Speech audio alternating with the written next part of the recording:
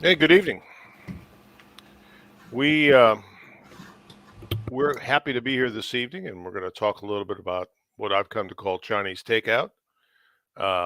Moscow has sent Alexander Lukashenko to Beijing today with a list of things that comprise the Russian request for Chinese takeout over the next couple of months. General Tso's chicken means something a little different than it normally does. But we're going to talk a little bit about, as we've said, sort of what is the state of play for lethal aid from the Chinese to Russia? Where could it go? What might NATO's response be? And what is that going to mean in terms of this overall conflict? And as I said, I'm waiting for Very Old to be in. I think a little bit later. He's off at some DC soiree, that cocktail party thing, but he's going to teach us or take us all through how to say lend lease in Mandarin, and so there'll be a test next week. And speaking of next week, I think Watcher and I have been able to figure out the means and methodology for how to have the viewer participation portion of the show become a reality. And I'll let Watcher talk to us about what he's divined in the way to do that. And I'm excited about this. Yeah, I think it'll be fun. yeah. Never let it be said that the Duke is not a man to hear the voice of the people. I've been dispatched to establish a means by which you guys can actually directly communicate with us and have a call in. The way that we're going to do that is by utilizing a couple of tools. First of all, I'm going to be pre-screening you guys through a special room that I will be creating this week in the CFC Gilded. Essentially, what you'll do is check in there and literally just like check in for the evening and say, "Hi, I'm here," and that'll reserve your place in the call line. I'll pull you out when I'm ready into a separate voice channel, during which I'll pre screen you, your question, and what you want to talk about. And provided that everything's kosher and checks out, we'll give you the link for that evening's show. And then we'll let you on in here backstage and kick you out when it's time for you to go. So that means you'll actually be in a box, like Mike is, like I am, like the Watcher is, and Yeah, and you can and and present and video if you want, or and within reason, you'll be able to have a free form conversation. Um, and I think that'll be interesting. I'm excited about sort of having some of the folks that we see week in, week out on both shows, both Future Conflict and here, actually have the opportunity to come in and talk about stuff and interact a bit more. So I think that makes I think that makes a lot of sense. I hope you find it interesting, and we from time to time are going to give it a go. So we will either be topic driven, or occasionally we may do the equivalent of Rush Limbaugh's Open Line Friday, in which we turn over the show to whatever it is that you want to talk about. And Rush always said that was the most dangerous day that in broadcasting, when he no longer had control of the show. But I think with this erudite and educated listener base, I think we'll be okay. There are a couple of folks I worry about. I won't name them here, but they'll be on a list that Watcher has on a yellow legal pad next to I've got a the list. next. Yeah, got a list, Yeah, I've got profile pictures linked to names. It's we're thorough. and secondary alias accounts too, so nobody sneaks in the back door that way. That's right, not Scott. Uh huh. All right. Yeah, well, Scott's asleep, so I'm not worried about Scott. But so that's our thought process, and I'm glad to see Mike is here this evening. Mike, we need the Whistler ski update this evening, please. Had about 2 inches of powder fall from the sky today, um, and supposedly another 2 inches or so overnight. So I will definitely be doing the downhill thing tomorrow. I did the cross country thing today, um, which I've been kind of patting myself in the back, I guess, as far as the brilliance of my strategy. There's just no way I could do snowboarding every day. Just it's too friggin' punishing. It's So I it's kind got to of, be hard on your knees, isn't it? well, yeah, everything basically. Yeah. So I just distribute the pain in different places, by doing, either snowshoeing or uh, cross country. And it snowed, I think it was 9 inches on Sunday. Absolutely, it was beautiful. And that was the day I chose to do snowshoeing. And I went very back country. I think Joe Dolio would have been proud of me. Compass, map. I had it going on. But I was out in the middle of nowhere. And even with, sizable snowshoes, I was up to almost the bottom of my kneecap up to in snow. So it was fun. It's a good time. Y'all You've should got be to out here. you've got to be sort of a cardio monster by this point, huh? Stomping I around. I kind of always have been. Um, uh, the Special Forces physical it has a couple different aspects to it, I guess, that not everyone does, and one of them is an EKG. Right. Nothing mystical, but parts of it were stolen, I think, from aviators, whatnot. But so they did an EKG, and the first time, I was young, and the guy, this is when they had, I don't know if this is the same anymore, but they got these little suction cups they put on you all over the place, and they have to put this, gel kind of fluid to get the stuff to adhere to your body and do the, electrostatic, whatever. Hmm. But so the guy had me all set up, and he's like, okay, you're going to have to do some push-ups or something because I'm getting no reading from you. Because back then my heart You're rate, you're a my dead man. resting heart rate was like 30. I was like Lance Mhm. Armstrong. And so usually, and on top of that, my actual physical heart and my lungs are abnormally large. I mean, Mhm. the EKG said something like abnormal brachycardia, something like that. And Mhm. maybe there's a doctor out there in the chat and keep me honest. But so cardio stuff has not really been the hard part for me, just because of the physiology that God gave me. Increased connectivity, yeah, that stuff. Whatever it does, I just remember it being somewhat unpleasant. The application of this cold stuff, Well, I don't know how to break it to you, but for $99 and with an iPhone, you can now do an Oh yeah, EKG, it's crazy. you know, Isn't it crazy? with no gel involved. Just put your Yeah, fingers on the pen. I don't know what when you get an official one. I don't know how it's done. Yeah, it's not quite the same, but Yeah, it's that's probably old school. well, that's good. That's good. Mike telling us he crashes into Ish as pain relief for RA in the knees is the most badass thing. I don't know what that means, but yeah, I got plenty of pain. Don't worry about that. I pretty much live on Tylenol. Enough. And how's the writing coming? Oh, you mean has my skill progressed, sort of thing, or is it No, just no, fun? progress on book 7 is what I was sort of interested in Oh, understanding.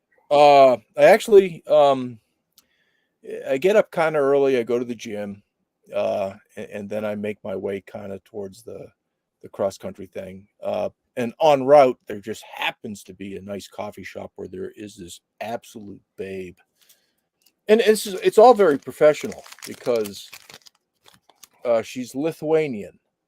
Her name is Vilte, Yeah. and there will be something in the book, and there will be a love story in the book having to do with a Lithuanian woman. So clearly, I have to do research for that sort of thing, and the research has to be thorough. So I go to this particular coffee shop, but I actually sat down and was writing because she was not there today. So Hmm. there you go. Okay. I so this is well, never mind. We'll wait for the book. I don't want to reveal any of the details of this woman's role in the warlock origin story. So we'll see how that goes. Well, But, it actually, like I said, it requires a great deal of research, so I have to be thorough. yeah, I Uh, think I'm safe in saying this, but because I don't think anybody in my family is watching the show, but I do remember prior to marrying my wife, going to a conference in Budapest and going into the sauna at the hotel, and there was a Latvian flight attendant, um, and she was obviously in the wrong place because they had segregated the saunas, but she was in the male sauna in a towel, and I just we spent the next 10 days going to Lake Balaton and well, all. that's quite common in Yeah, Europe. I mean, yeah. they're I was going to write a uh, book, but I decided not to. So, but the research Mark is there. LaForest. If you'd like the Mark notes, LaForest does make a Was the request. I opening have to make her line tall. was Mark the opening? LaForest, I have to tell you, no. She will be very short. I like short, like 5 foot. You know, I just need to know. Max is 5'2". Sorry, Mark. That's just the way it is. I just need to know if the opening line of that draft that you wrote for your book, Stan, began with "Dear Penthouse Forum." no. I'm Yeah, and you do much realize, of a even though gentleman your for that. family may not be listening live, that this stuff is like put on podcast forever, right? That's all right. The statute of limitations in Hungary is short, so don't worry about it. It's anyhow. That's a story for another time. All right, let's get going here. I think let's start talking about uh,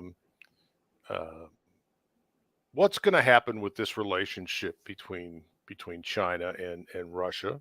I think it's really the determinative factor as to what happens with the outcome of this war, or how long this war continues in the Ukraine.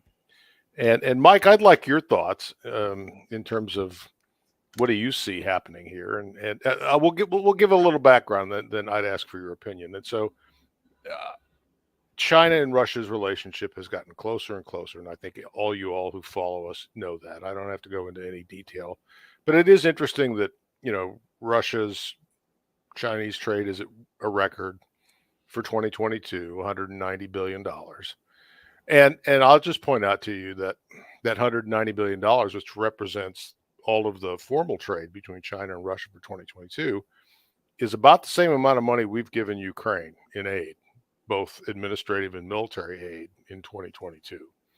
So that gives you an order of magnitude as it relates to our largesse vis-a-vis Ukraine.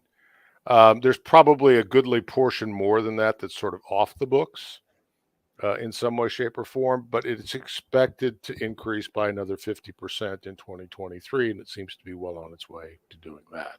And we've talked before about, I think, China's oil appetite and LNG appetite has been a big part of Russia's ability to work around the sanctions. So with that as background, I know you think about these things, Mike. Tell me a little bit about what you're thinking about as to where this relationship is headed.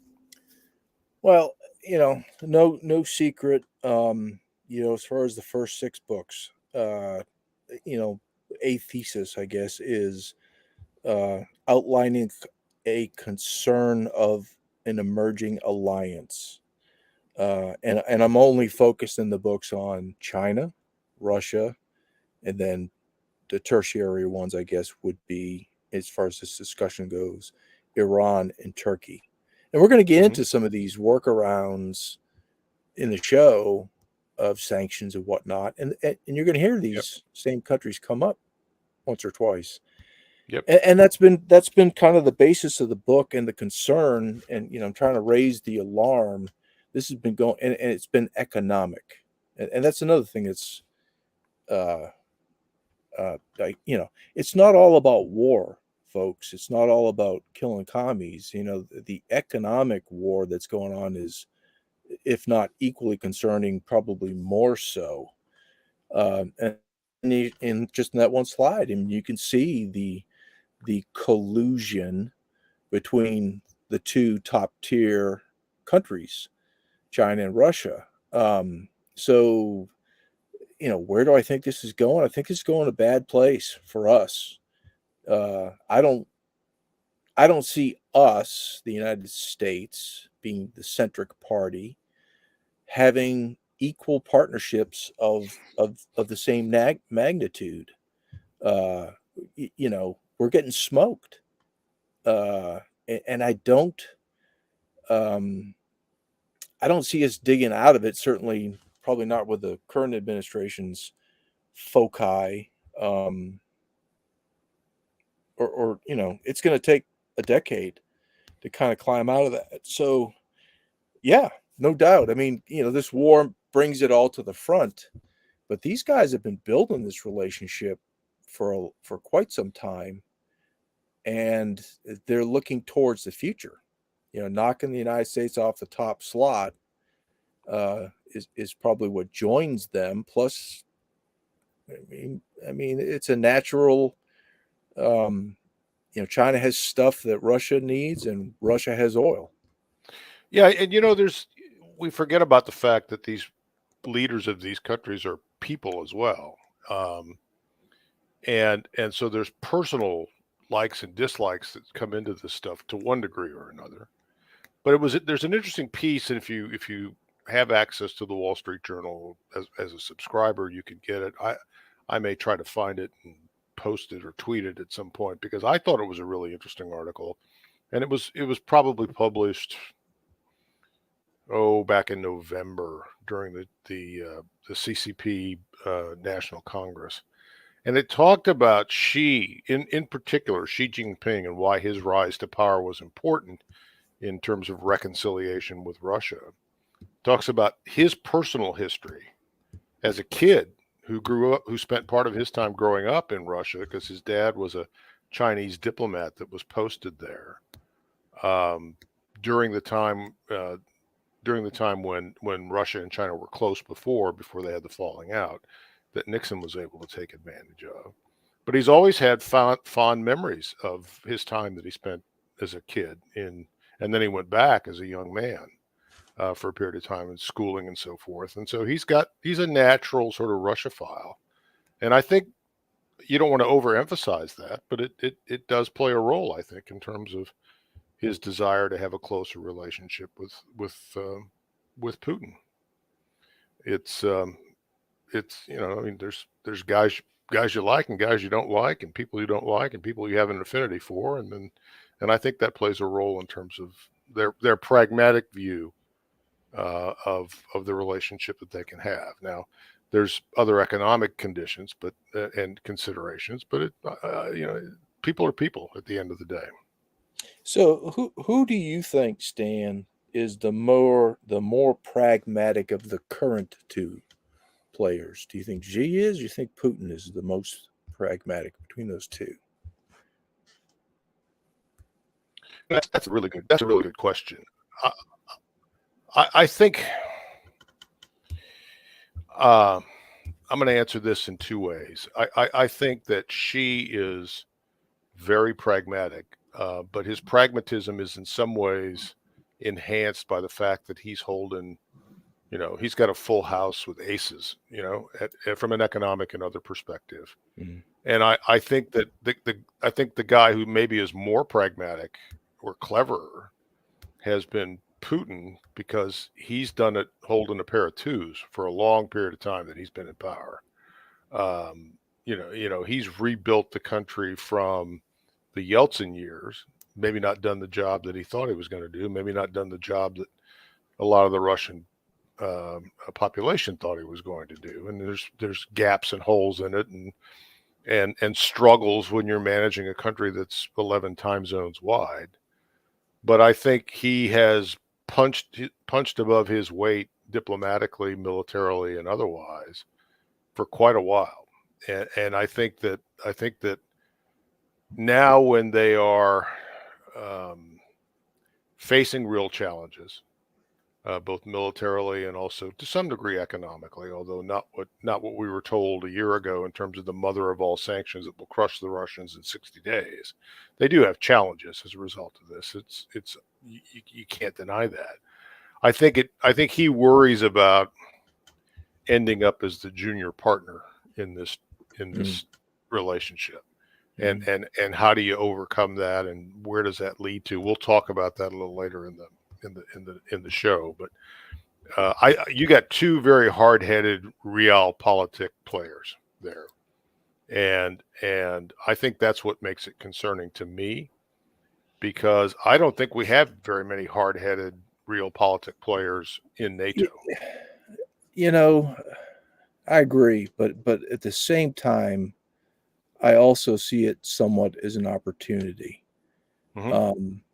because those two guys, just the individuals, really not the entire country behind them, but just the individuals, if you are playing at each other, and there's some ego, there's ambition, and the ambition isn't necessarily for the person; it's probably for their country that they represent. But eventually, they're going to come into some kind of disagreement.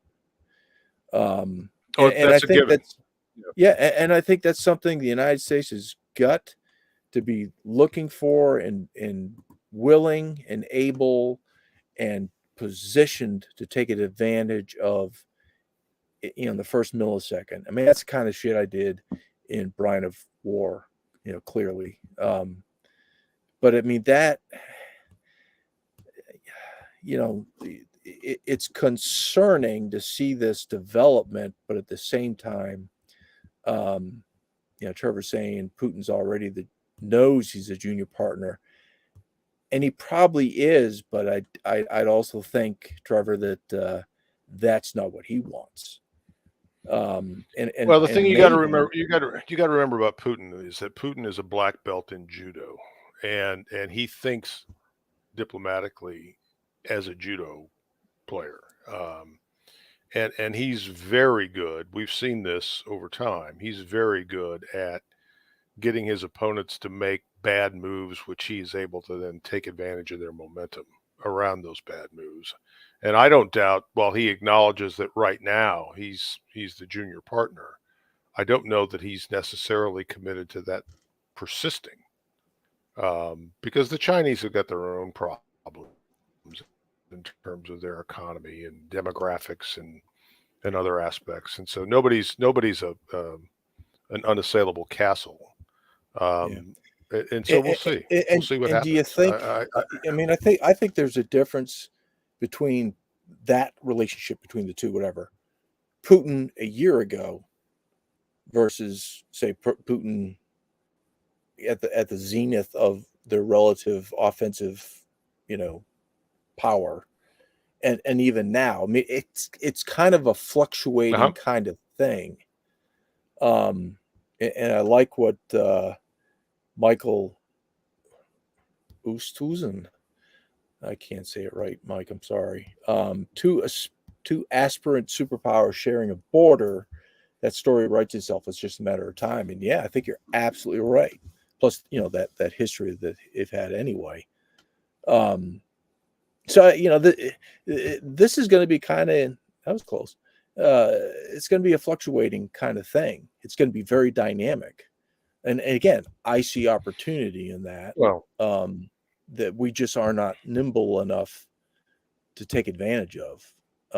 You've just described our relationship with both Canada and Mexico. The Canadian border is the longest shared border on the planet between two countries, and we certainly have our issues with Canada from time to time, and that we have our issues with Mexico at this particular point, but we're still members of USMCA or whatever it's called this week.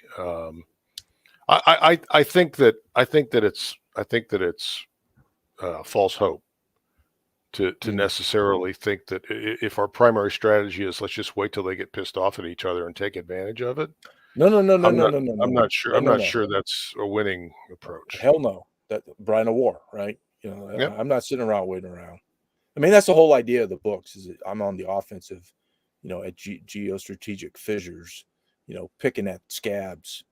But I thought you were going to say we're not going to be able to do that because our current, diplomatic repertoire is limited or something to that nature. Well, some things are self-evident, right? I mean, it's yeah. yeah. Anyway. I don't know. I don't know that the current administration is nimble enough to take advantage of opportunities that present themselves. Well, I think they're blindsided. I mean, it's really a matter of they're not even looking. I believe, unless I'm wrong, and I could be very wrong, but I believe that Joe Biden's fixation on this is he's just going to add more power. Add more power. Just you've quantified the amount of money that's gone into this thing, and the efficiency of the ratio of money put in versus the output of some kind of outcome that's reasonably in our favor. Mm-hmm. This is what we've been doing for many years. Just throw more money at it. It'll fix itself. It'll correct. No, that's not going to fucking work. Well, anyway. I think our takeaway here is that China and Russia, for the moment, have got a strong relationship. Mm-hmm.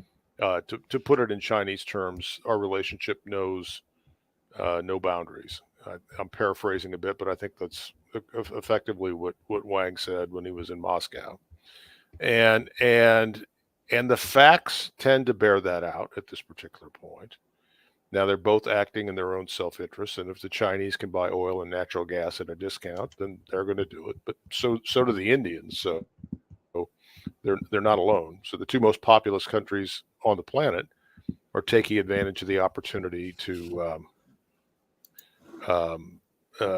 take advantage of the opportunity to buy cheap energy, while we ignore the opportunity to do that, or the opportunity to even develop it on our own because we want to build more wind and solar. Which is, I think, arguably not the way to go. That's a different show. So, for now, there seems to be a great deal of cooperation and mutual self-interest between these two countries, and it certainly has a lot of people worried, including Mr. Burns from The Simpsons, who's the head of the CIA. He's really not looking that far off these days, is he? It's getting close. It's getting close. It needs to be a little more yellow, Simpson yellow, but we're getting there. We're getting there. So this was a couple weeks ago, I think it was, or a couple days ago, Sunday. So Burns is saying we're pretty comfortable, confident that China's considering military aid. I don't know how to break this to the CIA. It's already occurring. But I guess this is part of the diplomatic game of chicken that's trying to get them from doing more and doing it more overtly than has been to date. So I'm sorry, but our intelligence community has not covered itself in glory in the last 6-7 years. So I have a very, very large grain of salt that I take information from these guys.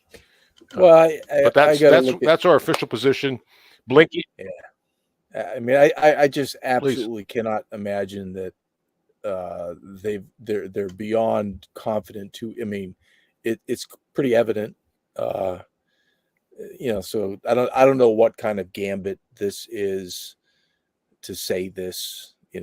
On the 26th of February, it's pretty weak. If it is a gambit of some sort, it's pretty weak. But Mike, I think it was said in conjunction with Blinken threatening them with sanctions, and I guess they're hoping that they'll take the opportunity to stand down on the basis of they might be sanctioned. No! So No. Yeah, don't throw us in the briar patch. That's for sure. The problem with sanctioning. The problem with sanctions is twofold. One, they don't have a very good track record of working. But two is, I think we'd really struggle coming up with sanctions against the Chinese that begin to really damage the Chinese without damaging ourselves, given the preponderance of trade between our two nations and the really sort of integrated aspect of our two economies. That's almost a mutual suicide pact. And you'll remember that the media and the Democrats are running around like, Chicken Little during the Trump years, when even a modicum of sanctions or tariffs in this instance were placed on trade in China, we were going to kill the golden goose that made the economy run. So I think the Chinese can add, subtract, multiply, and divide, and I don't think they're terribly worried about that. But that's my view. Next slide.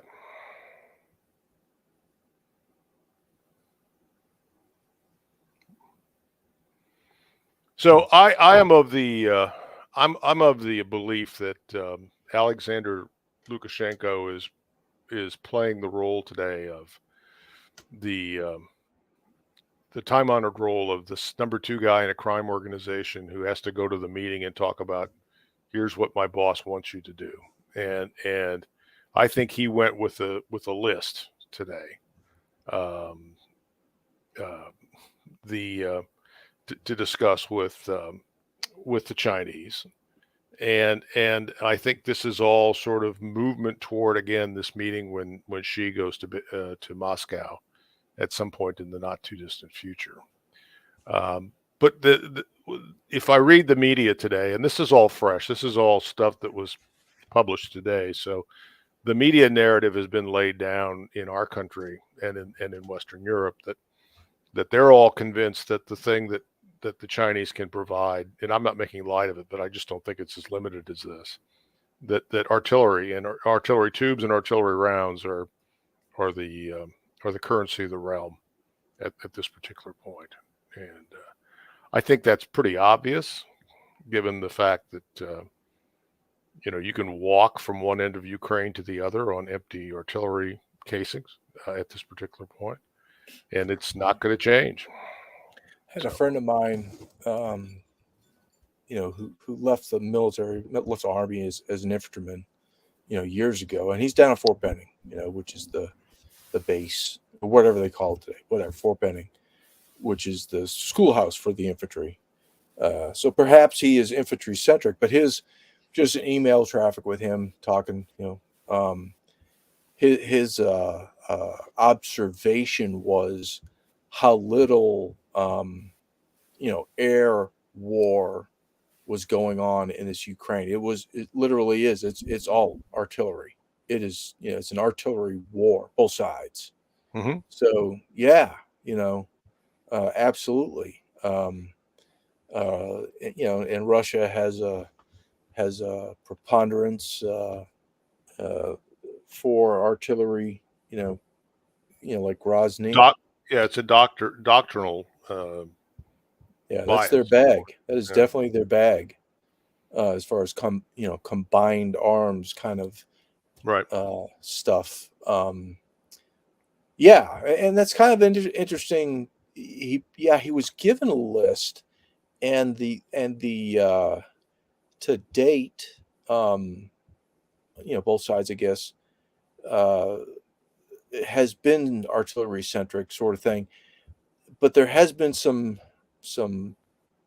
noise lately on the U.S. side to provide more of an air type slice to Ukraine. Yeah, I'm glad you brought that up, because I was thinking about that as well. And I, if I had a picture of the S-400 system, I'd put it up.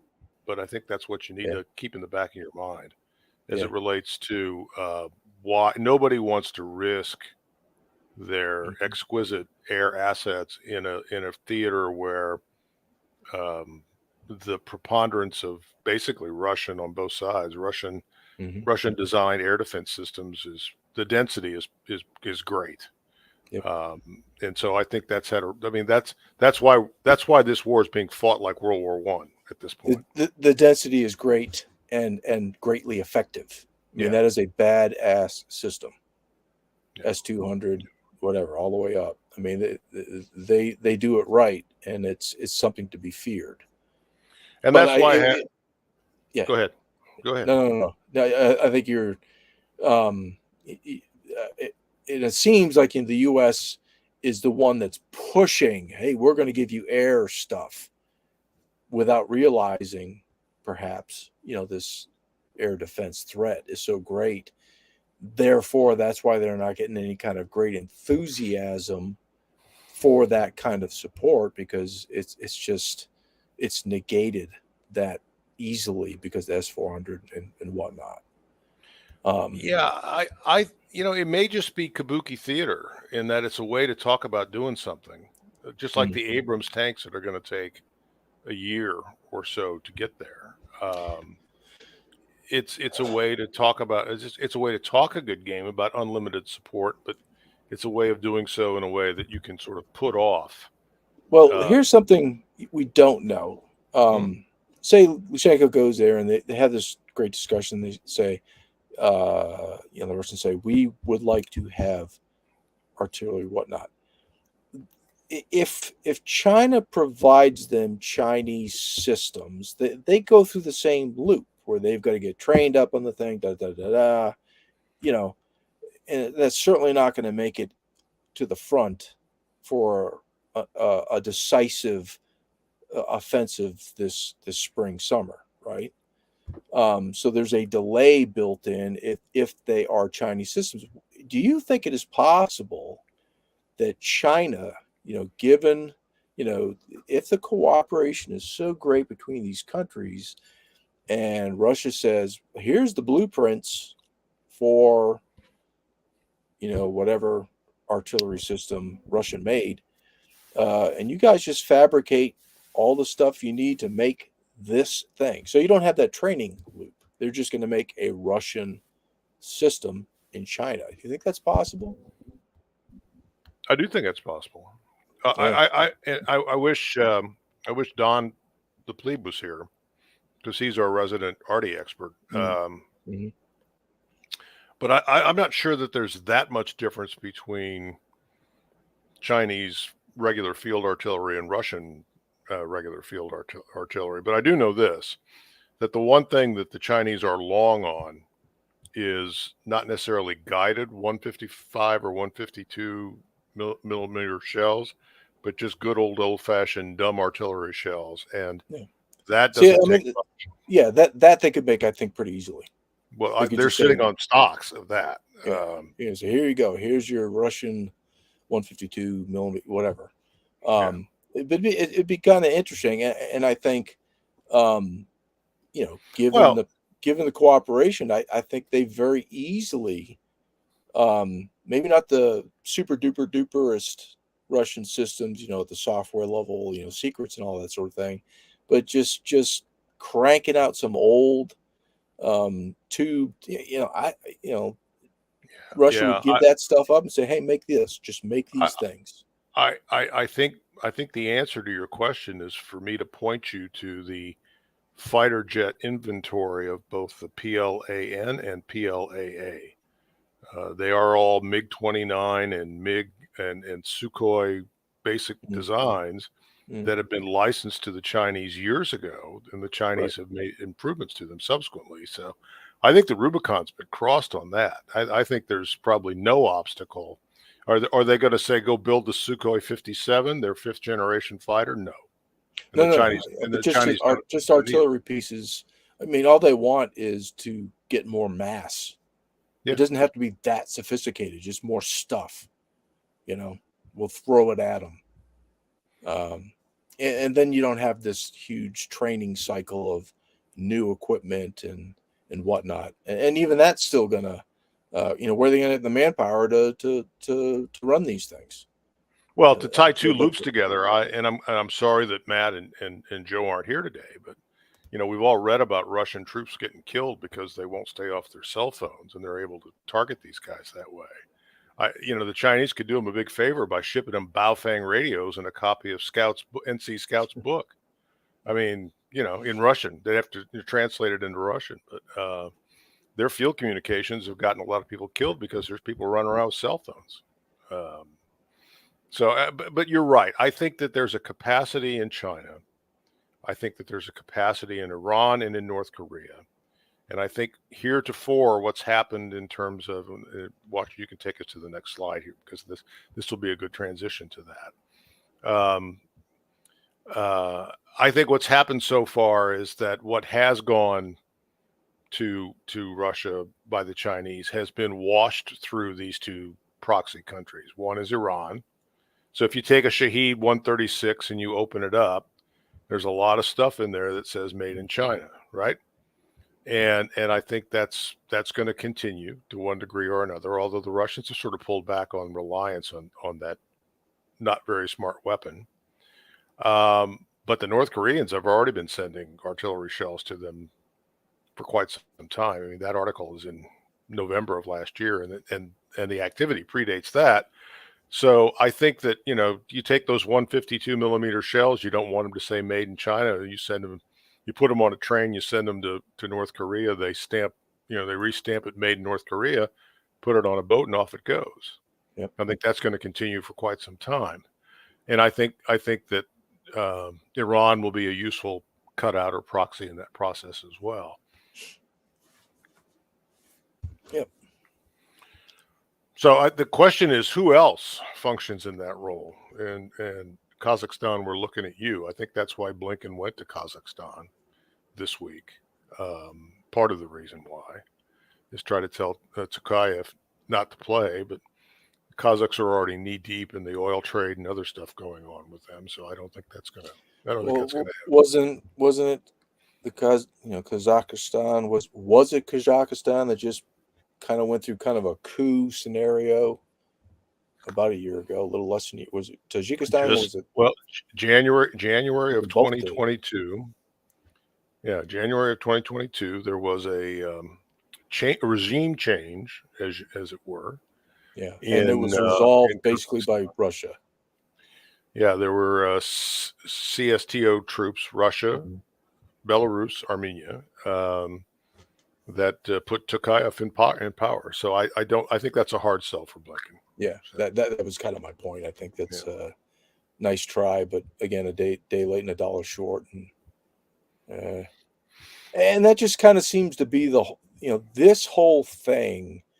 We are at a huge disadvantage, just geographically, separation. Everything is kind of over there. China is over there. Kazakhstan, Tajikistan, all the oil is over there. Stuff that Europe needs,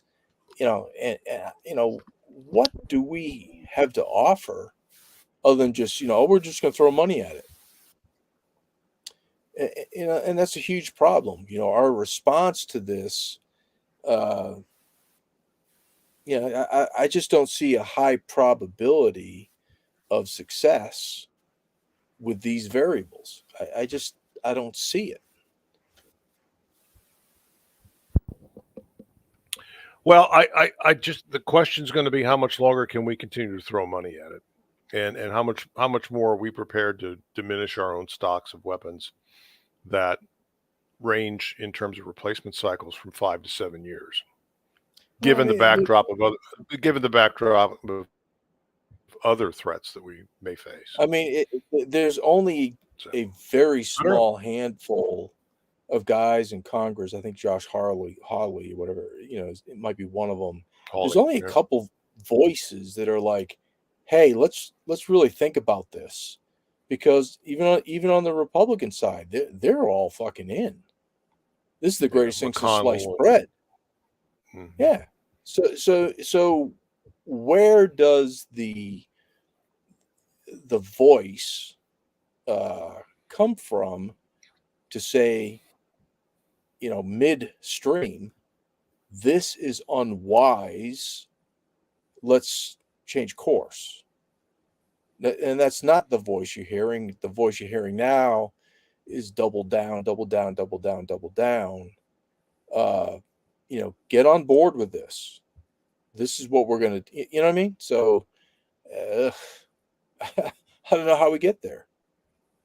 Yeah, we're going to talk about repercussions a little bit later. So let's keep going in terms of, so what's happened to date um, is been, the Chinese have dual use stuff. Well, the Chinese have bought a shit.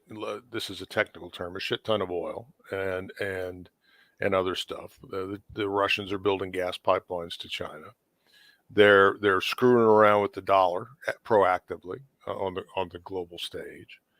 Um, and so I don't think there's any question in my mind. I guess that's the question I'd like to pose to you, Mike, and Watcher, and to the chat. I mean, do any of us think that the Chinese are not going to provide military aid to Russia in this conflict? I don't think that's going to Not happen. at all.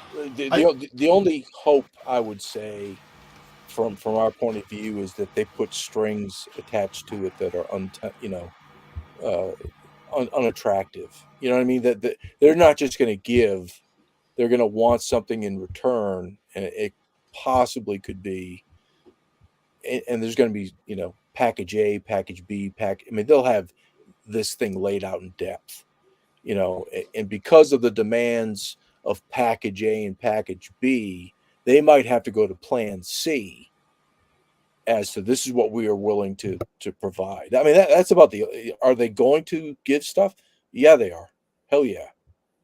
How much they give, uh, uh, whether it's all at once or sustained is the question.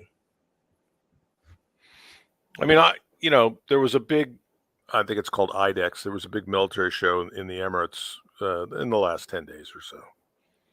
And one of the largest display booths that was there of anybody, Lockheed Martin, Raytheon, etc., is a Chinese company most folks have never heard of called Norinco, which is the largest arms manufacturer in China.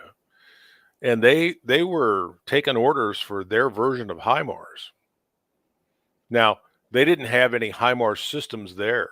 There's a funny photograph floating around.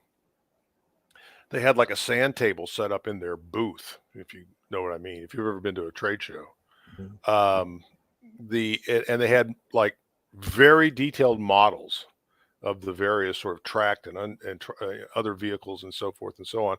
And they were taking orders for this stuff. So it'll be interesting to me to see if Chinese HIMARS shows up in the Ukraine conflict to counterbalance U.S. HIMARS and the impact that that's had in terms of the progress that the Ukrainians made later last year. And I think that's a real game changer if that happens.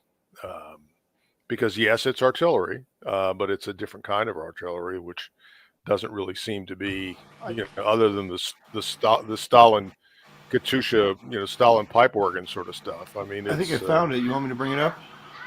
Yeah. I mean, that looks like. That looks familiar. Yeah, it does. Sure does. Norinco, yeah. The Norinco King and Loitering and Firing Dragon. Yeah, so these are things that you may see if the Chinese drop the veil and say we're all in with the Russians in the not too distant future. Boy, that one looks familiar. Fell off a truck. Oh man.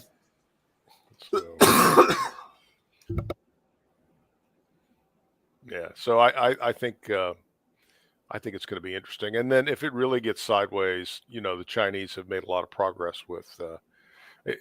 I'll be interested to see if the Russians have decided at some point that they need to take back full control of the Black Sea, whether or not any of the Chinese anti-ship missiles make an appearance in the context of the Black Sea, because they've got some things going on now that our guys in the U.S. Navy are concerned about. So it'll be interesting to see how that plays out.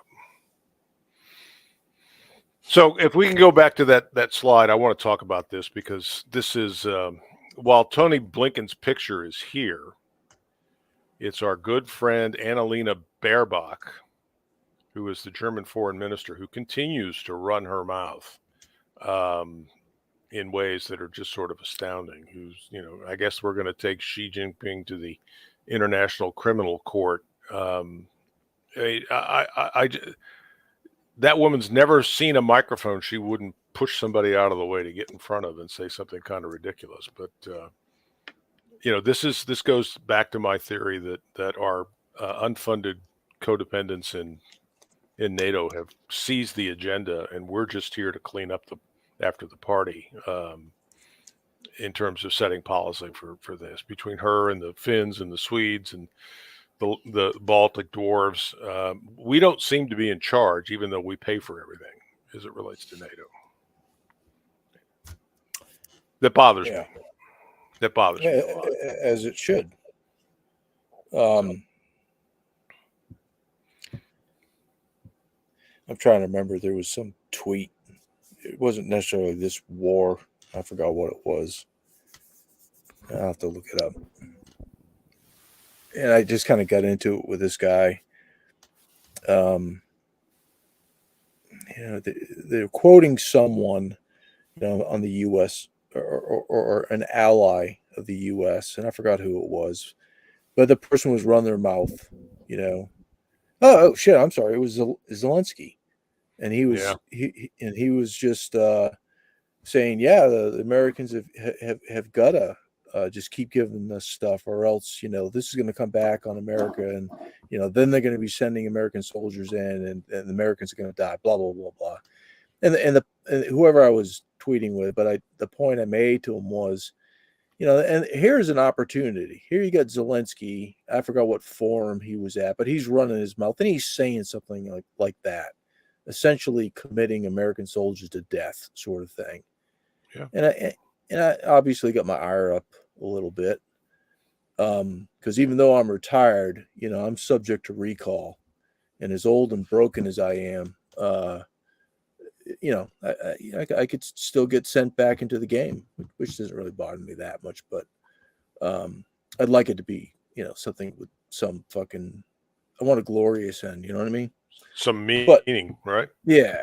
But anyway, my point to the person was, here we have an opportunity right there, where someone like Blinken, whatever, somebody calls Zelensky immediately and says, "Hey, you need to shut your fucking pie hole, Mr. Big Mouth." That's unacceptable to say that sort of thing publicly. Shit, privately. So you need to retract that. The bottom line was, this guy just says stuff, he does stuff, and we don't hold him accountable to anything, and we don't say. Getting to your point, as far as at least the Chinese are smart enough. They're going to get something in return. We give and give and give and give and give, and no, none of our friends in NATO permit us to set their policy. Our level of influence, I'll just say, is far, far lower than Joe Biden says on Twitter, right? I mean, what he says is just absolutely nonsensical. The United States is the most influential blah, blah, blah ever. And we just aren't. But, I mean, he had an opportunity to tighten up Zelensky's shot group and say, hey, look, man, you cannot say that. You will not say that. You say that shit again, all that stuff's coming back here to the United States of America. End of story. And there is no such dialogue like that going on at all. Hey, Watcher, can we're going to take a little bit of a divergence here. Can you pull up that chat from Nathan Hatch? It just went off my screen, but it's there. Because I'd like him to explain this question. What are these? Sure. So gentlemen, what are the geopolitical implications? He said something earlier. We need a monarch or something. I thought of a hidden monarch revealing himself in the middle of all it and taking the French throne with Russia's recognition. I don't know. I'm lost a little bit. I'm not sure that the French throne is the linchpin in this dialogue. The days of the Sun King have not been around for a while. Are there but any? Are there any So Nathan Bonapartes Hatch, left? it's Nathan says at 6:52, the only hope for this nation is a monarch, and then he says this thing. Well, I'm not. There may be a meaning that I'm missing. I'm not trying to pick a fight with Nathan. Right? I'm just No, trying to no, no. understand what his point I is. think he, the conversation, like as an example, Rick Ducamalta at 6:50 says we need a new administration. So maybe I was ranting about something. Who knows? Yeah. And everyone else was kind of piling on, saying, "Yeah, we're kind of fucked because our current leadership is just not in the right ballpark as far as the where we're going." So that's kind of the talk track that was going on. And then Nathan comes in and he says, we need the whole only hope for this nation is a monarch. And then Jay Sup says, Nathan, we may end up with our own Pinochet. Joshua says, Nathan, I was going to agree with you about a party as a whole. Then you went full monarchist, but the general idea is that, we as a country, probably just in regard of this Ukraine thing, we need a different approach because the way we're going is not going to lead to success. I think that's kind of where he was going with that. Well, because what triggered in my mind was there was this guy that apparently got arrested because he was going to try to become the Kaiser in Germany again, or he was living in Greece or whatever. I just it's wacky times, so nothing's off the table. Apparently, some guy may want to start a duchy in Montana. Who the hell knows? But exactly, Nathan, and I can tell you, there's this fictional character called the Warlock that is kind of perhaps an answer to these sort of things. So I would recommend highly you look into this fictional character written by some author dude. Yeah. All right, so let's get back on track here. I think if I can ask you to then, so right on cue, here's Zelensky saying that China providing arms to Russia will unleash World War III. So he's sort of jonesing for World War III, and I don't understand how he thinks that's helpful to Ukraine's prospects in the next 1,000 years, because World War III is going to be punitive for Ukraine any way you want to cut it. I mean, he's a snake oil salesman at this point, and any leverage he can gain and fear mongering, that whole thing diatribe I was saying, where he said, "Oh, American soldiers are going to get killed in this thing." Any kind of leverage, he asserts himself into anything, and he says stuff like this, just so that he can keep up with the grift of keeping the money, open. That we keep sending money. We keep sending. Well, and the pallets of cash, yeah. And so our response so far, Blinken has talked about, and you see the FTP's talking about, Congress has now got a select committee on China. We're gonna make sure that China pays a price. There are real limitations economically to what we can do there further with China before it begins to hurt ourselves. So I just think that we're a day late and a dollar short in terms of having any sort of lever that we can pull that's going to forestall the Chinese if they decide it's in their interest to even the score here in terms of Russian military aid. That I just don't think we're going to be able to stop that. And then the question becomes, what does that do faced with that reality? What is the Biden administration going to do in a presidential election cycle in response? I mean, are we gonna say, okay, 101st Airborne, 82nd Airborne, whatever other unit you want to send, the Marines are going to have to walk. They've given up their tanks. They don't have snipers anymore. So I don't know. I don't know who we're sending, but based on Biden's post State of the Union address, in which everyone sees as highly successful, very unifying kind of speech, whatever. Based on that kind of talk track and the vector that he is currently on, and he's just been pushing this, at least certainly on Twitter for the last week at the very least. I think we know, he's just going to double down more. But do you think that Joe Biden, in pursuit of a re-election bid, really is prepared to send U.S. troops into the conflict? I think he is prepared to talk as tough as he can and kind of straddle the edge of the knife blade, the razor blade. And again, that ain't going to end well because someone will call his bluff. He's trying very hard to be that wartime unifier. That's what he's pushing. That's his message. What's the phrase? He's not continue to march, but what's the phrase he's been finish the job? Yeah. Everything is kind of, whether it's electric vehicle infrastructure, everything. It's all finish the job because allegedly he started all kinds of great things and it just needs to be finished, and we will all see the masterpiece. And this would be in the same vein. It's George Bush saying, what did he say? Not finished. Stay the course.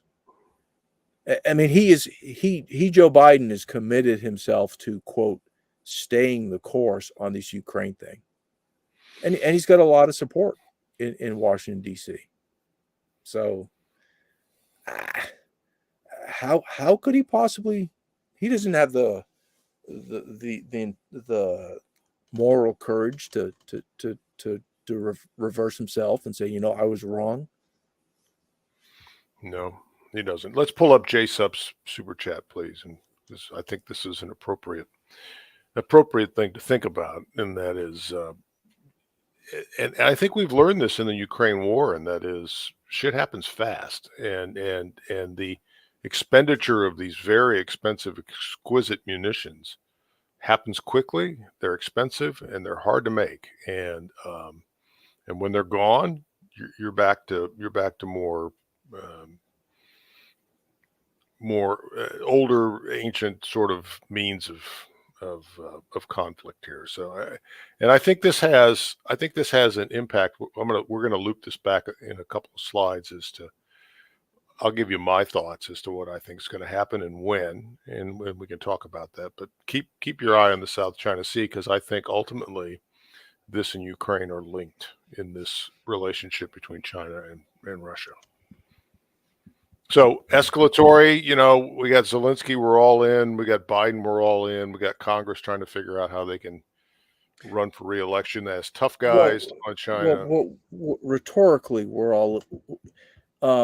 I forgot what it was called. It was misused. The Defense Something Act, Production Act or something like that. Right. Yeah. I mean that would be an actual application where it would, and again, we haven't had a declaration of war and invoked that particular act to make COVID pills. We haven't had one in 85 years. Yeah, but I mean that is, the most dangerous course of action. Is Biden takes the hook and goes all in and gets U.S. industry to the point where it can raise its capacity to make these weapons, at a World War II kind of tempo. That's the only way. I don't think we can do that. And we talked about this on an episode of Future Conflict, I think, the other day. And let me just rehash, and my apologies to people who heard it then, but I'm of the opinion that, we're not welding B-17s anymore with internal combustion piston engines. Our our defense complex has pushed us further and further and further down the road to having really exquisite weapons that are highly technologically complex that not everybody can build. I can't go take a Chrysler plant and start cranking out F-35s. Fuck, we can't even crank out F-35s that work in the plants of the people who designed them, right? Yeah. And so I think that Rosie the Riveter sort of mythology about World War II is absolutely inapplicable in Well, this I mean, context. if and a lot of our doctrine is built around these highly sophisticated systems. But because of what you're saying, to build production capacity quickly, there's got to be a trade-off, and that trade-off would be the level of sophistication of the weaponry that we crank out. So maybe we have to do a step down to get the volume of stuff that we had like a World War II. It would take a great deal of rethinking, but that would be the only way we could respond in the quantities required. I think, and, now if you did that, is that doable, or is it still the same calculus? Yeah, I don't know the answer because I don't know that it's applicable in a modern warfare. Because look, the anti-tank weapons that have, so everybody's talking about these, tank this, tank that, tank this, tank that, and frankly, tanks have been and other armored vehicles have been amongst the highest casualties in this conflict because anybody behind a tree with a javelin can turn them into scrap. For the most part, and particularly if we send the sort of dumbed down versions of Abrams, and I don't know what the Leopard armor system looks like, but it's not depleted uranium, and that's what it takes in many instances to forestall those weapons. I just don't know. I think we've sort of reached an evolutionary dead end as it relates to our capacity to create these weapons. The new B-21 Raider. We're going to build 5 of them. 5. And they're great, but they're $500 million a copy. And when do you use them? If at that rate? I mean, it really has become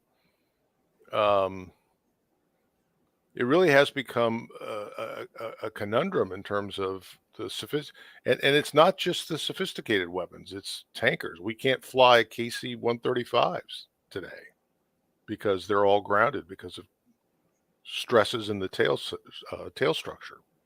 And I'm sorry, some of this we've heard before, but I mean, the point is that I don't know what all in looks like, short of just putting troops on the ground and letting them join the melee in Bakhmut, where the half-life of new troops is 4 hours. And I don't think the American people are going to put up with that. No. I think, and there's your salvation. I think eventually there would be enough a rising of voices to say, "Oh, hell no, stop." I can tell you that I will be in the streets. And for me to do that is to go full circle in the span of a lifetime. So, and the fact that we are in that tail end going into an election year kind of gives an advantage to that. A resistance coming up. So Biden's hands are somewhat tied because of the election. Now, with that said, would that if China comes forward and pledges some outrageous amount of stuff, it just flat out turns the tide. And I'm sorry, this is getting a little speculative. Then do we redo the calculus of this whole endeavor?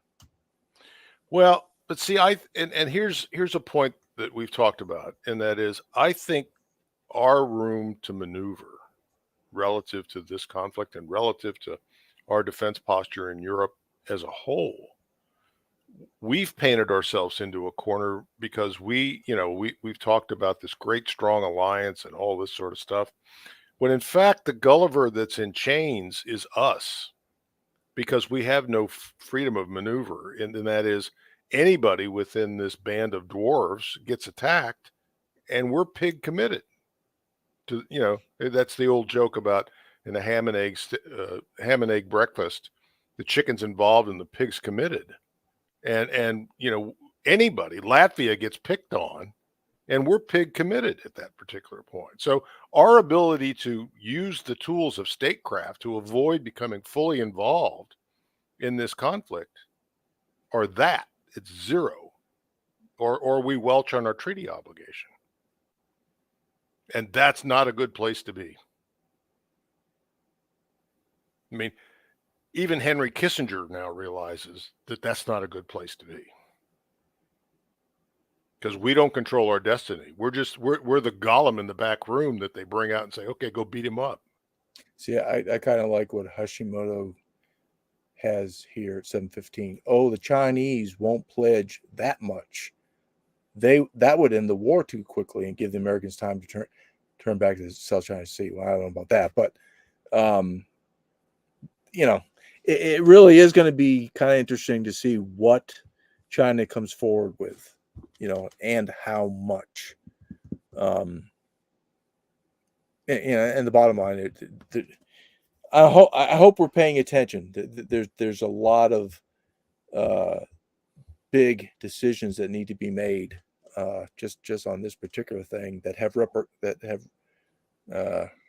repercussions to the whole China thing.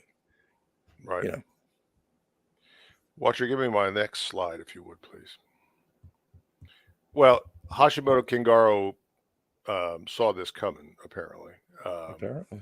Because that's the question I want to end this on, and that because it does really drive the response, and that is, what outcome does China want to see from their involvement in this? What's the end game that they want to see? And I think his point is germane, and I think I agree with it. And that is, they would like to see a continued degradation of Western powers' ability to project power by force of arms and or economically. Do you think they also want to see a degradation in Russia's capacity to do the same thing? I think that's a secondary benefit. Mm-hmm. Because look, I mean, the Chinese understand they can count, right? So Russia's got 6,500 nuclear weapons, and flight times to China are shorter than flight times to New York or Minot, North Dakota. So I think they want to see, they don't mind seeing Russia being impaired economically. I think they're realistic that Russian nuclear capacity is going to continue to exist and exist in a way that gives anybody pause, but that doesn't mean that that parts of Russia can't be suborned. But that's the real long game from a Chinese perspective in the context of Siberia and what that represents to a Chinese, a China that wants, but China's not particularly, if you juxtapose what China has done in the last several years, China doesn't have a history of invading places. China has a history of suborning countries, making them dependent economically and otherwise. But they don't tend to sort of, student body right or student body left. They don't militarily invade, but they are, I call it economic imperialism. They will colonize economically. That's exactly right. And I don't know that they've long held design. And if you go to places in Yakutsk, the population there is significant in terms of Chinese minority populations in Eastern Russia, in far Eastern Russia, and growing. So, but I think that's a longer timeline than what this conflict involves. And so, I'm in my mind, I think the Chinese want to keep this on the boil. I don't think they want it to boil over into World War III. And so I think that measures to some degree what sort of aid they're prepared. And they've been consistent, and I don't have a reason to doubt them, that they don't want to see the use of nuclear weapons. Chemical, they may look the other way, but they don't want to see nuclear weapons involved from a Russian perspective, because that just takes this to DEFCON 1 for everybody, and I don't think they want to see that. So I think they're gonna do what they can do to keep Russia in the game, to keep us throwing seed corn into the game. And in the meantime, they're going to continue to try to make their recovery from COVID and plan for what they're going to do with Taiwan. Because I'm convinced that they've made the calculation that there's not going to be a better time with respect to Taiwan in the next 2 to 3 years. Never.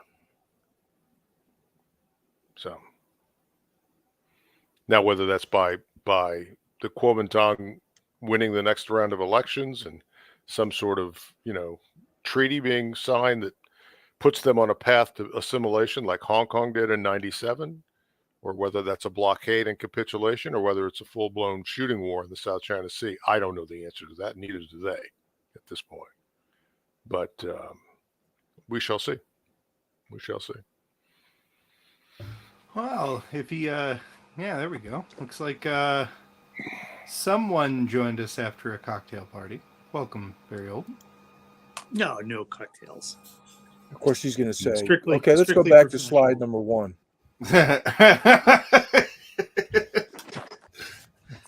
No, What we're was not that going to do map? that. Sorry. Is it a map of distilleries in Scotland? We're not going to do that. Matter of fact, no, it's not. It's not. It's not a map of distilleries in Scotland. So let me bring you up to speed. I guess your timing is good, because we've ended this in saying that the level of support from China to Russia, whether it's lend-lease, and I need you to say that in Mandarin before you leave, or other aspects of this, is really going to be determined by what outcome and how long the Chinese want this conflict to sort of consume the attentions of the Western powers, while they're making a comeback from COVID and getting their economy ordered and doing what they need to do. They're practicing heavily now for Taiwan, doing what they need to do to execute, their game plan for Taiwan. Because, and you may take issue with this, I'm convinced that the next 2 to 3 years, the window's been moved up, just given the weakness that's been portrayed and the fact that we're tied down in Ukraine economically and militarily from a materiel perspective. What's your thought on that?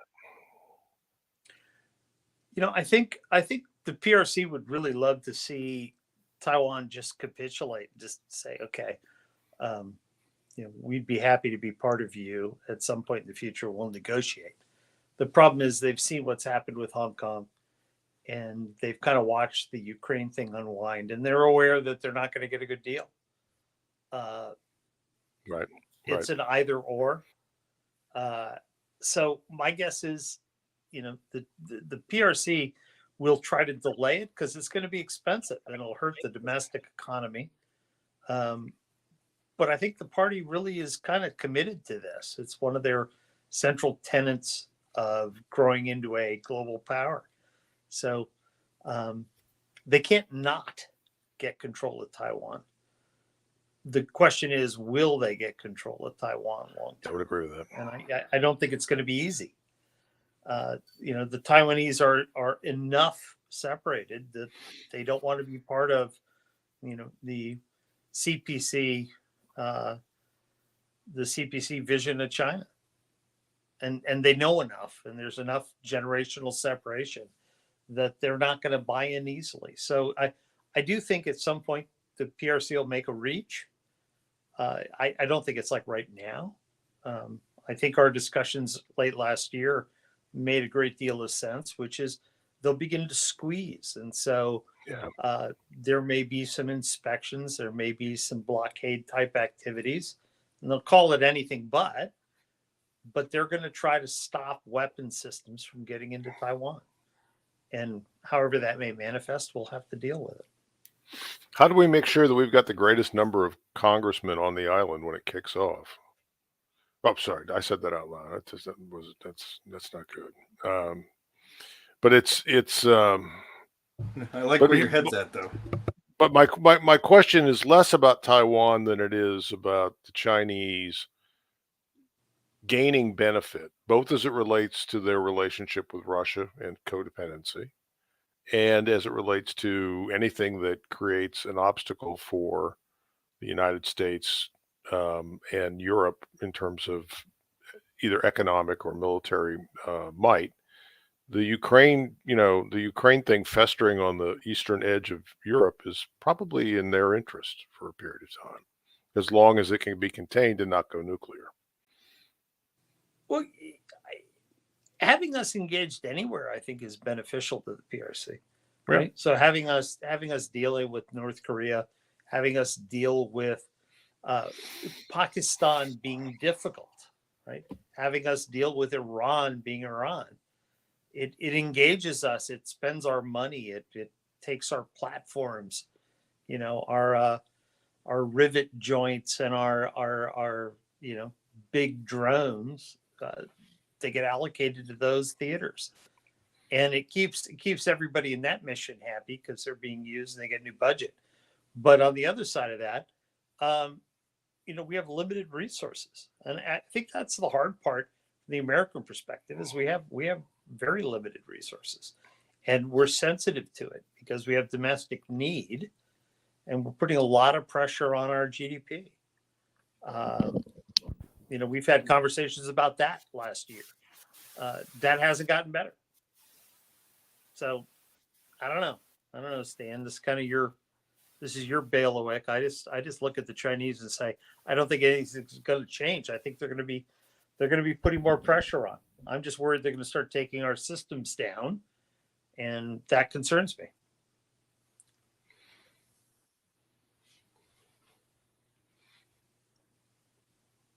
Yeah, I'm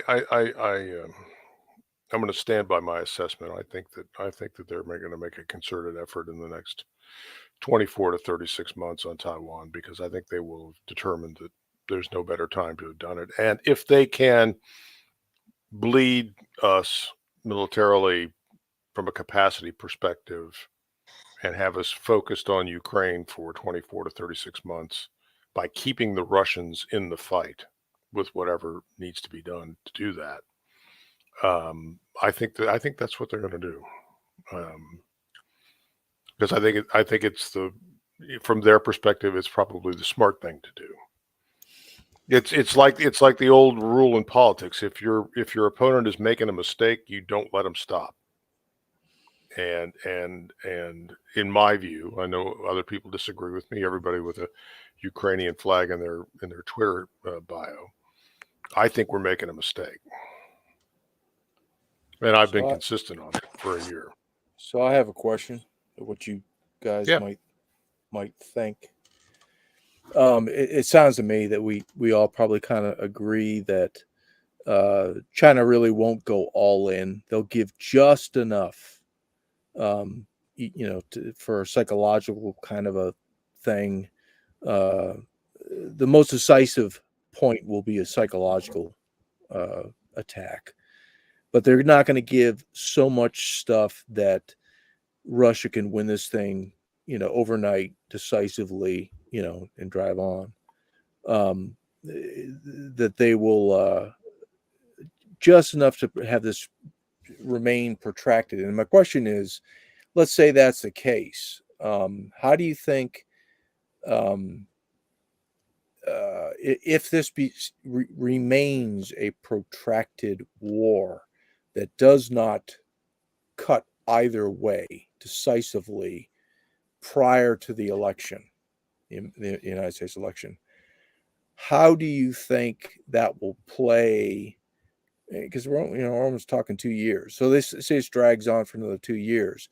Will that be to Joe Biden's disadvantage that he did not get a decisive victory, that it's just still a stalemate in 2 years? and then that's really going to be used against him in the election. I mean, how do you think that will play out in terms of the election? Since you brought it up earlier, Stan. Is that directed to me or Kind of both of you? You okay? you I both mean, might have. I'll answer it the way I see it, and that is, I think the longer this goes on, the more risk the Biden presidency has in terms of even finishing. You talk about finish the job.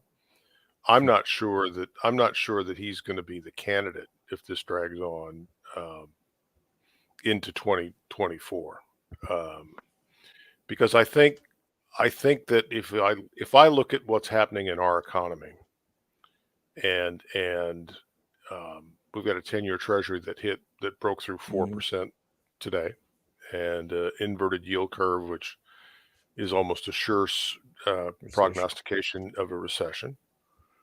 I think that the American economy is going to puke jobs in the second half of this year, and all the gains that he likes to talk about are going to be diminished a great deal. And I think that inflation is here to stay. I don't think we're going to get inflation anywhere near the Federal Reserve's vaunted goal of 2%. I think the Europeans are in a worse position even than we are. Inflation in Germany came out at 9.3% this today, and no sign of that cooling off anytime soon. So interest rates higher for longer. Unemployment is going to be increasing. Corporate earnings look like they're not going to be doing well. So I think the only kickstand that the Biden administration has on its election campaign is the labor market at this particular point. But even that, people are starting to feel it in the context of they're maintaining consumer spending largely because they're taking on debt. 30-year mortgages are now going to be at 7%. Haven't seen that in a while. That's going to have an impact on housing. And I think that if faced with all those issues that we know that Americans care most about in the context of elections, there's always a referendum on the economy. That starts to slide down that issue, and it's made worse by this war in Ukraine. If this war in Ukraine drags on and it's interminable, and the chance of us getting dragged into a wider world war conflict seem to be more and more certain, I think that's going to redound back against him in this instance. I think it makes it really tough for him to get elected, because I don't think he can execute. I don't think he and the guys and gals around him can execute this in a true wartime capacity. I don't think Jake Sullivan is the guy that's going to get us through this. I don't think Mark Milley and Lloyd Austin are the guys and gals that are going to get us through this. And so I think that's a problem. And then that takes you to the next phase of this. Sorry to repeat myself, but if a Republican were to win, then I think we're back to real issues domestically here, in terms of our Democratic colleagues who basically, hate our guts. So we'll see what happens. I don't think we've got the ability to sustain this, and I think they're going to play us out in terms of keeping it going, just to weaken us further. That's my Warlockian theory from a Chinese perspective. It's kind of interesting. It almost reminds me of 2008 with Obama being the anti-Iraq war hawk as really his platform. If we will see that, if this Ukrainian thing erodes, and again, it's somewhat dependent on the commitment from China to Russia that will kind of turn the tide in making this an even slower debacle. But if this gets to be kind of painful for America, it's kind of hard to say because we're not putting folks in the body bags. It's quote just money at this point, which is an absolutely crazy thing to say when you're $31 trillion in debt. But You just got to wonder how much this will Mhm. become part of the counter argument for whatever opposition that opposes, whether it's Joe Biden or whomever for the Democrat Party. I mean, if this thing goes tits up, this becomes a big variable for 2024. Well, there's another elephant in the room, and that is there is an awful lot of complacency everywhere that that we're going to raise the debt ceiling in a timely enough manner to avoid a technical default on that 31.8 trillion dollars in debt. How much longer can we continue to spend money when we're taking extraordinary measures to pay our bills? And nobody wants to talk this. Nobody talks about that in the press. Janet Yellen, when she got off with her bag lady outfit on in the train station in Kiev, isn't talking about that. And she's the Secretary of the Treasury. We've maxed out our credit card. And if you think that ultimately people are going to come to their senses and do something on the debt ceiling, you're probably right. But there's a real opportunity that something happens that they don't do it in time, and we take another credibility ding. That doesn't mean the United States vaporizes overnight, but it does mean that the cost of borrowing our money that we need to pay for Medicare and Medicaid and Social Security and all the other things, gain of function research on COVID viruses and labs in Wuhan, that our ability to continue to run the Ponzi scheme we're running is further impaired. And when the interest on the debt, and it's almost going to be there, gets to the point where it's equal to the defense budget, there's hard choices to be made about what we do and who we do it with, and the construct of building $500 million fighter, bombers, a copy, and continuing to fix the F-35 weekly. Oh, yep, there's an elegant fix to the engines, just don't fly so fast. I mean, you couldn't sit down if I were Scott McCullough and I were going to write a comic book, or Blaine Pardoe, and write some sort of fictional future tale. You couldn't combine the number of conflated crisis points that we have today, and the normalcy bias in this country is overwhelming, largely driven by the media and largely driven by the 80-year-old dementia patient in the White House.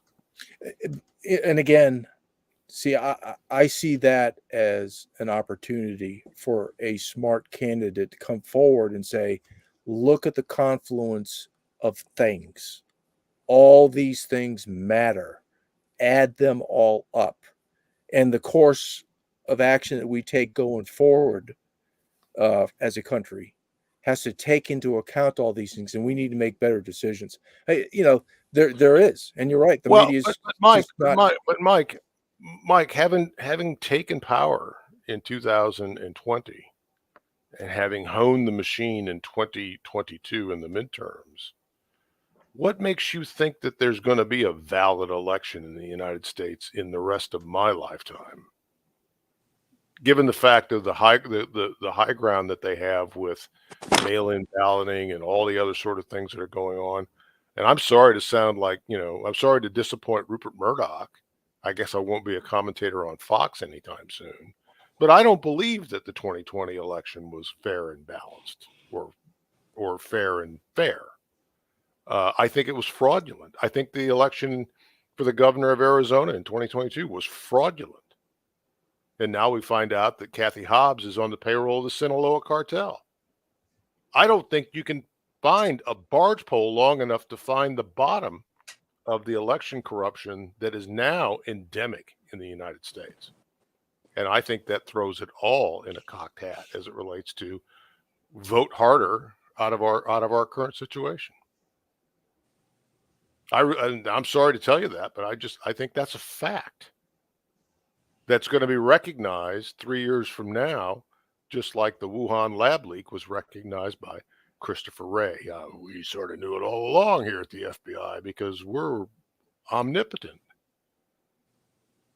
I mean, there is no way to sort truth out of the wall of shit that comes at you every day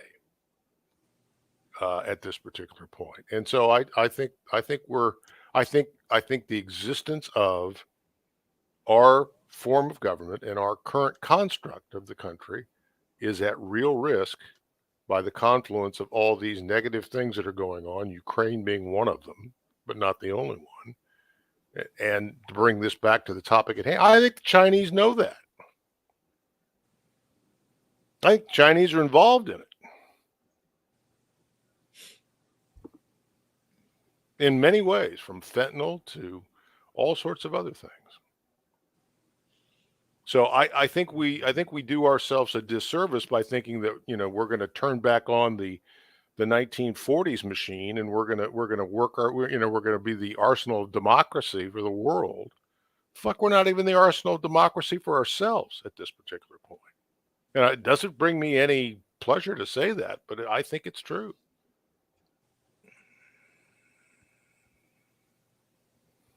Well, you know, there's an interesting problem out there right now, which is countries are beginning to produce munitions and they're stepping up in ways we've never seen them do before. But on a national competitive level, it's goofy. We're not doing it. Yeah, and you know, Jim, I hear that, and you say this to me on frequent occasions that, you know, the Japanese are going to turn on the Toyota machine and build weapons. I don't buy it, and if they are, they can't do it fast enough to matter. Well, that's the challenge. The challenge is, the challenge is how quickly can people maneuver this. But you know, there's a lot of noise. We'll see if people can actually begin to produce munitions, because I mean, first in line is consumables.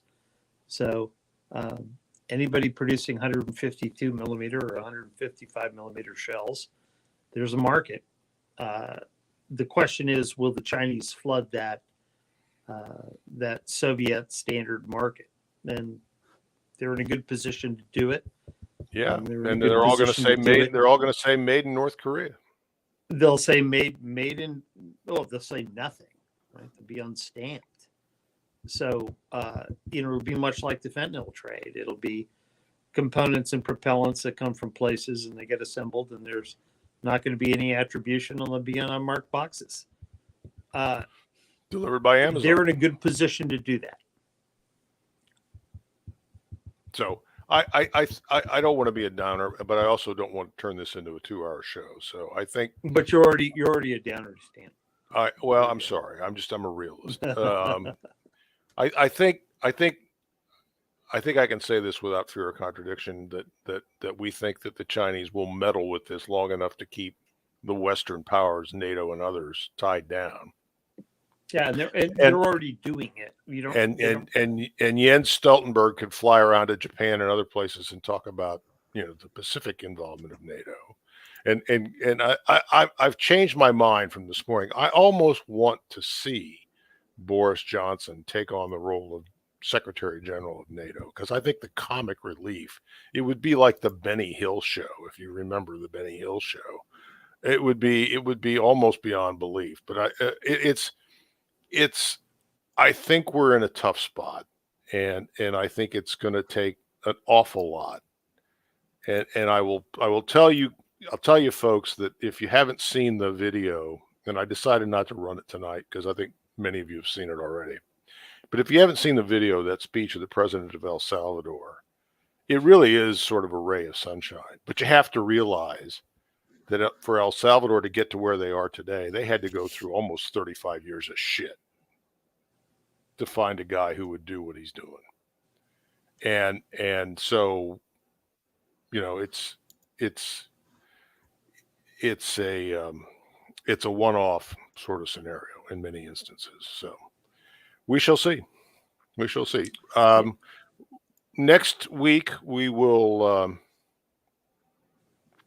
topic to be determined. But next week we will do, if Watcher tells me he can get the mechanics done, we will do the viewer participation line next week, and we'll get a Bring it on. Let's do it. we'll get folks in here, and you can voice your opinions with us after you've been appropriately vetted by our protection detail watcher. So that's where we are.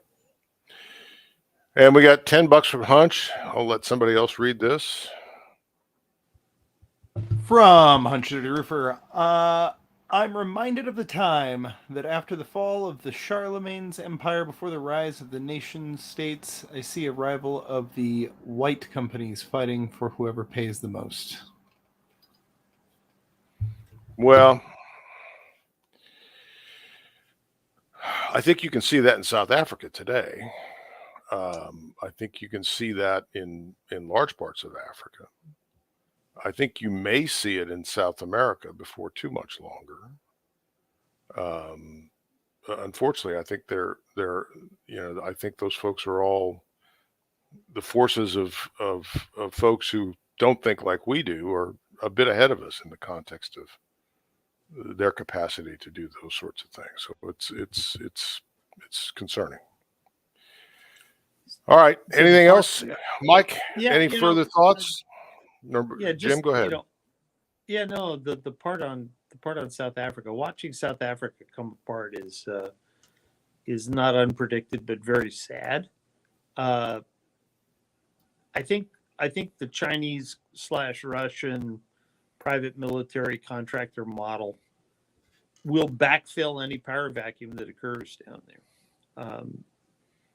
which is, I think part of why we've seen kind of the public persona of the private military contractor world vis-a-vis Russians and Chinese become more front of mind in the reporting.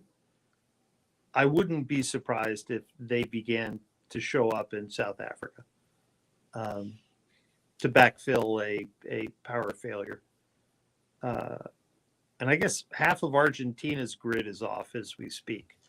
Am I mistaken on that? Has anybody seen that? No, I saw that earlier. Yeah, so we're beginning to see these large nation states that are very important for various reasons begin to lose control of key elements of central government control and stability. So their resilience is in question. Their ability to be national entities is in question. So I think we're going to see more of that. And if I was an evil, diabolical third country, and I wanted to grab assets of consequence, why not? Put your Barbary pirates hat on and grab your 1,100 people, put them on a few large aircraft, and take them in and take the assets you need. I don't think that's far-fetched at this point, I think is the way to put it.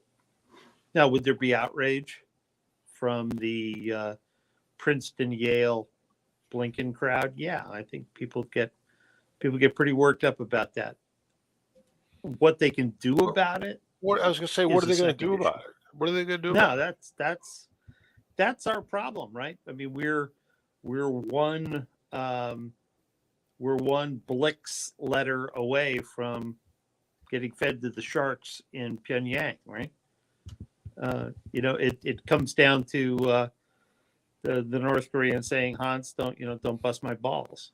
But I think we're at that point in a lot of places right now. And I'm sure the people in Foggy Bottom would push back on us. But my take is, I think we're there. So I'm watching South Africa carefully, and I think the Chinese will play there if they feel they can win.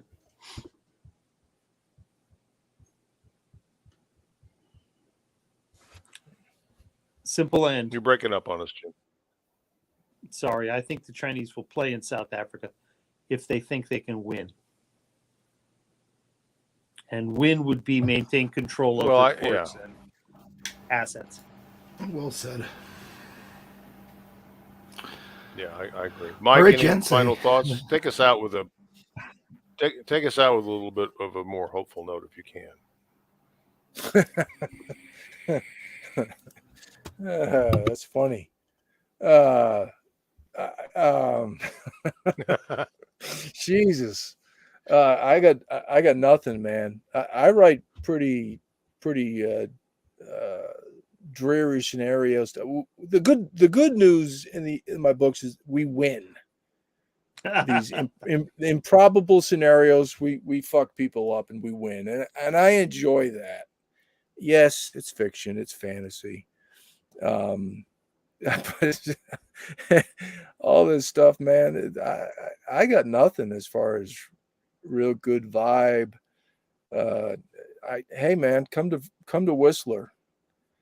It's fun. I'm having a great time. Well, I wish Joe was No, I on hear you. tonight because, I'm surprised we're giving up the concept of the sniper team in the Marine Corps is now reconnaissance sniper teams, right? Yeah, I kinda don't rewrote understand it. I don't understand what we're doing with the Marine Corps.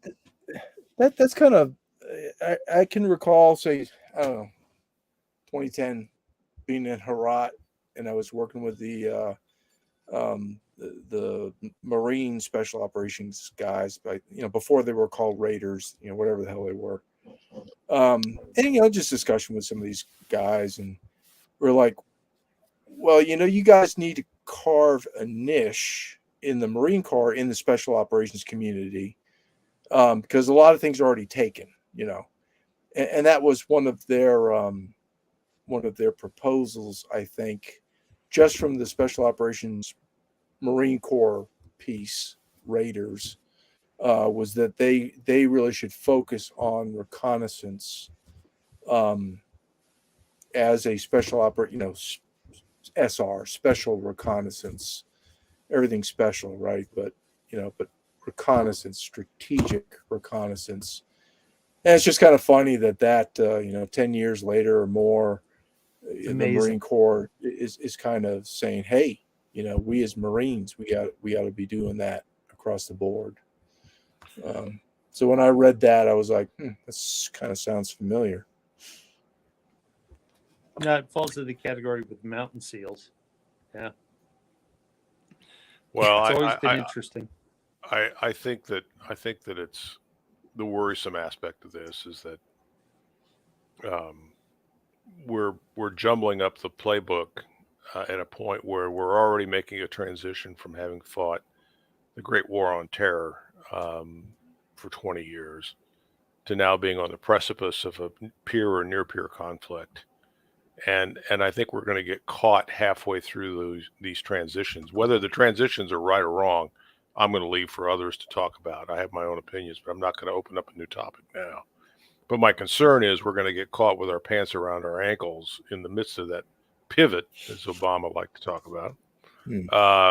That pivot between force structures, and that's probably not a good thing. Yeah, I mean, that stuff takes time. The doctrine, I mean, everything that goes into that takes a very long time.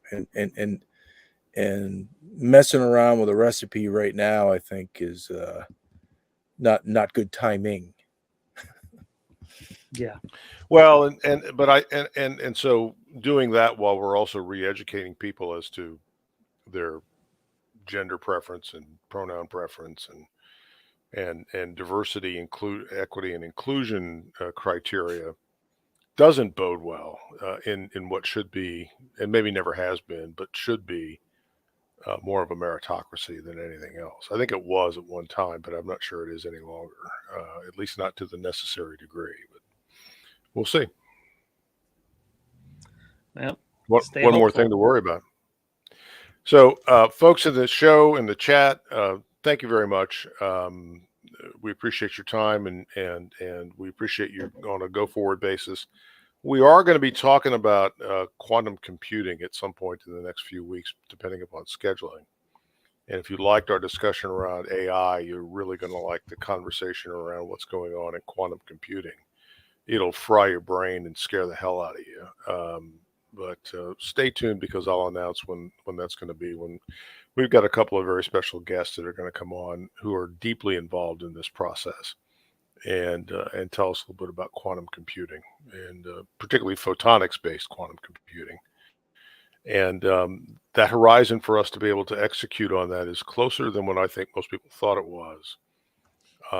And that's going to have a real impact on national defense and the intelligence community, but also in terms of the power and the deployment of all sorts of artificial intelligence and what that means for society as a whole. So it's a brave new world in a lot of ways, and a lot of opportunity for it to go right, and probably an equal or greater opportunity for it to potentially go wrong, depending on who's got the joystick at the end of the day. Yeah, Michael, quantum computing does make your brain melt, but in a good way. I wouldn't do that, Dave, if I were you. Famous line from 2001. So have a great evening, and we'll see you next week. And thanks for taking the time, and we'll see you